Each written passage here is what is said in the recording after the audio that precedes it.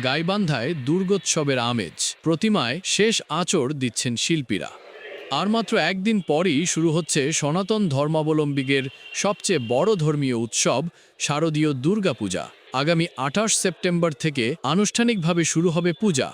উৎসবকে ঘিরে গাইবান্ধা জুড়ে বইছে আনন্দের হাওয়া।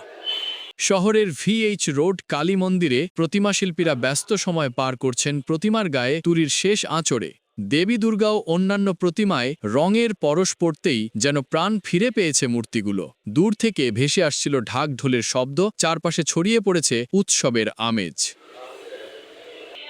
জেলা পূজা উদযাপন পরিষদ জানায়, এবছর গাইবান্ধা জেলায় ৫৮২টি পূজা মণ্ডপে দুর্গাপূজা অনুষ্ঠিত হবে।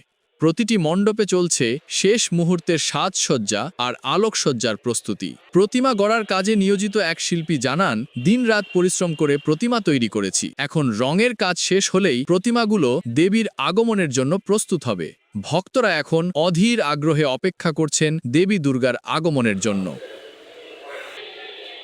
ধর্মীয় বিশ্বাস অনুযায়ী দেবী দুর্গার পূজা অর্চনার মাধ্যমে অশুভ শক্তির বিনাশ ও শুভ শক্তির জয় কামনা করবেন সনাতন ধর্মাবলম্বীরা। এদিকে পূজা নির্বিঘ্নে সম্পন্ন করতে আইন শৃঙ্খলা বাহিনীর বিশেষ নিরাপত্তা ব্যবস্থা নেওয়া হয়েছে। মাহমুদুল হাবিব রিপন, গাইবান্ধা।